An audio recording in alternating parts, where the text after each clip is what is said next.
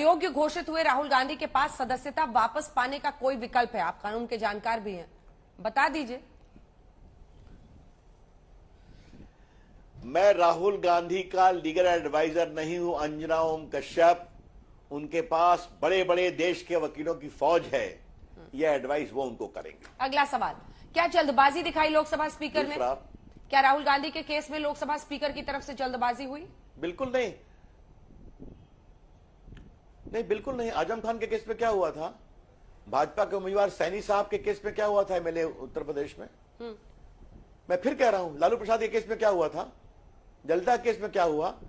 अंजना ओम कश्यप जी, कानून है कि the moment you are convicted the disqualification starts kicking इन।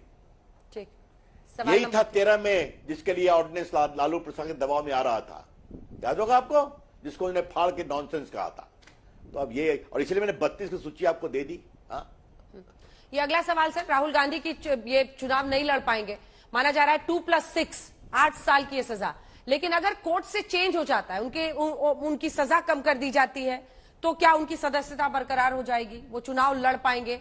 अगर कोर्ट से उनका कन्विक्शन, उनको निर्दोष आगे बता दिया जाता है सेशंस हाई या किसी कोर्ट से, तो फिर क्या होगा? देखिए, अब ये बड़ा गंभीर सवाल है। अब इस पर लॉ उतनी क्लैरिटी नहीं है, क्योंकि एक बार जब लोकसभा के स्पीकर नोटिफाई कर दिया तो ये फाइनल हो जाता है। By election is the only way out. हाँ, क्योंकि ये जुरिस्डिक्शन स्पीकर का है कॉन्स्टिट्यूशन के हिसाब से। अब कोर्ट क्या करेगा, अपील में जाइए आप, बाकी करिए आप, अलग विषय है। लेकिन एक बात जब वैकेंसी हो गई, और फिर सुप्रीम, और इस बात को आप जान लीजिए, सुप्रीम कोर्ट ने बार बार कहा है, ये मैं कोई ऐसी बात नहीं कर रहा हूं, the moment conviction is done the disqualification starts kicking in unless a superior court stage it. Simple सी बात है। और ये कोई पहली बात तो हुई नहीं है, मैंने 32 लोगों का आपके सामने नाम बता दिया।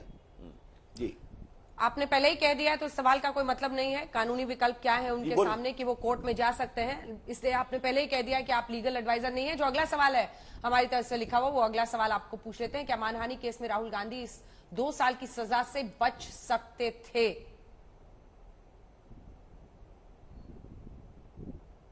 देखिए, मैं आपसे एक सिंपल जवाब पूछूं, नेता जो होते हैं ना, उनको एक अपना बड़ा हृदय रखना चाहिए, और कभी ऐसी बात नहीं कहनी चाहिए जिससे लोगों के पूरे सामाजिक ताने बाने में गड़बड़ी होती हो।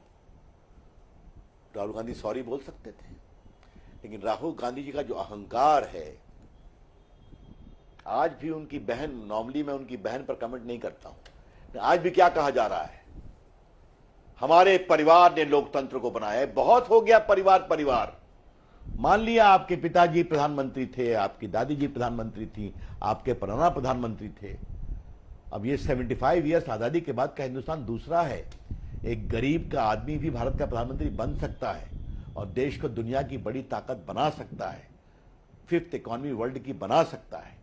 और वो शख्स कितना मजबूत है उसका संकेत दिल्ली में दिखाई पड़ गया अंजना जी, कि जब खालिस्तान के लोग आक्रामकता कर रहे थे हमारे हाई कमीशन पर, तो कार्रवाई के अभाव में दिल्ली में ब्रिटिश उच्चायुक्त के सामने की सुरक्षा क्या हुई आपने देखा होगा, और उसके बाद कार्रवाई क्या हुई भी आपने देखा होगा। धन्यवाद ब्रिटिश सरकार का, वो देर से जागे। तो ये होता है जब एक मजबूत नेता होता है जिसकी हिम्मत होती है और देश आगे बढ़ता है, भले वो गरीब परिवार का हो और चाय बनाने वाले का बेटा हो। रविशंकर जी, आपसे कहना, रविशंकर जी, एक बार हम आपको सबके लिए समान है राहुल गांधी। जी।